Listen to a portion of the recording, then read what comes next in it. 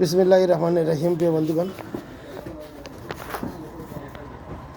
রোগী নিয়ে আসেন জনাব মাহবুবুর রহমান সাহেব। ওনার বাচ্চা এই যে 14 মাস বয়স।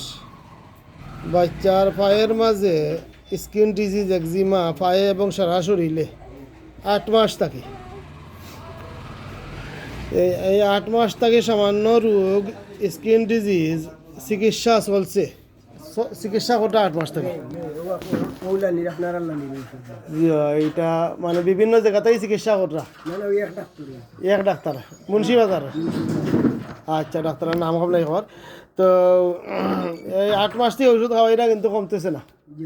আচ্ছা, তো এইটা একটা সমস্যা, কারণ হোমিওপ্যাথিক ওষুধ আসলে অঙ্কের মতো সত্য।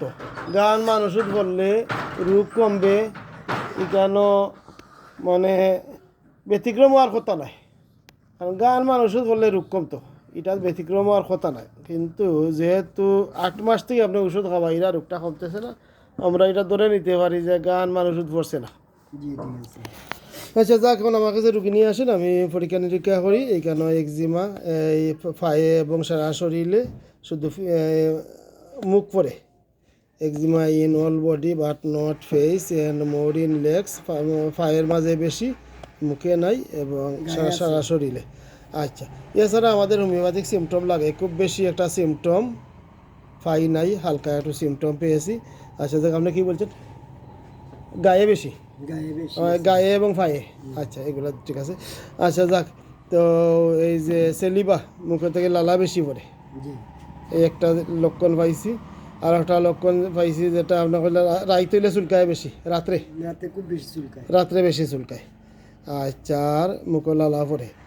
এই অবস্থায় যখন আমি এই বাচ্চার পরীক্ষা নিরীক্ষা করি, এমত অবস্থায় এই তারা উদ্যোগী হন 2 নম্বর বাচ্চারও চিকিৎসা করানোর জন্য। তো এই বাচ্চার বয়স হলো 14 মাস, আর এই বাচ্চার বয়স হইল 3.5 বছর। আচ্ছা, সেম সমস্যা দুজনের একই সমস্যা। এখন ওই ছোটো বাচ্চাটার একটু পুরনো ইন্দানি আমি মানে তার পায়ের যে সমস্যা ওটা একটু দেখানি লাগে আর কি। এই হলো এই অবস্থা। এই অবস্থা 2 পায়ে, গায়েও আছে না, এলা গায়ে তো অতিরিক্ত না, বেশি ফাও। আচ্ছা, তো এই অবস্থায় বাচ্চার এই রোগটা 8 মাস থাকি চিকিৎসা চলছে, 8 মাস তাই রোগ কমতেছে না। এই অবস্থা স্টিকি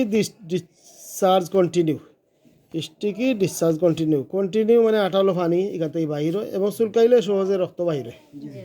আচ্ছা, এর সাথে যেটা পাই আমাদের হোমিওপ্যাথিক সিমটম সেলিবা লালাস্রাব বেশি। তো এমত অবস্থায় চিকিৎসা করতে হয়, কিন্তু এমত অবস্থায় বিভিন্ন মেডিসিনের সিমটম এখানে আছে। আটালো ফানেল স্রাব, একটা হলো গ্রাফাইটিসের একটা কমন সিমটম। আবার ব্লাড বার হয়ে যায়, এইটা লাইকোপোডিয়ামের একটা কমন সিমটম। এছাড়া বাচ্চার স্বাস্থ্য হালকা, এটাও লাইকোপোডিয়ামের একটা সিমটম। এই যে বাচ্চার স্বাস্থ্য খুব হালকা। তো এমত অবস্থায় অনেক মলম টলম লাগাই দিয়েছে, মলম লাগাইছেন না? অনেক মলম লাগাইছেন। এমত অবস্থায় সালফার চিন্তা করা যায়, কিন্তু গ্রাফাইটিসের অন্য কোনো লক্ষণ, সালফারের অন্য কোনো লক্ষণ এগুলা পাওয়া যায় নাই। একটা স্ট্রং সিমটম যেটা পাওয়া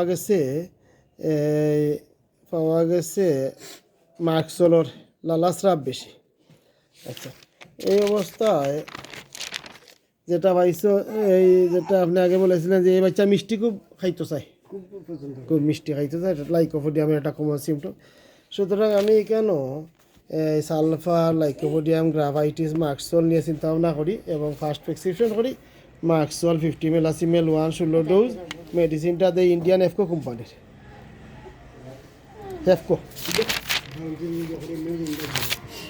2 বাচ্চার এই মার্কসল দেই। মার্কসলটা ইন্ডিয়ান এফকো কোম্পানির, 1 করে রোজ 2 বার।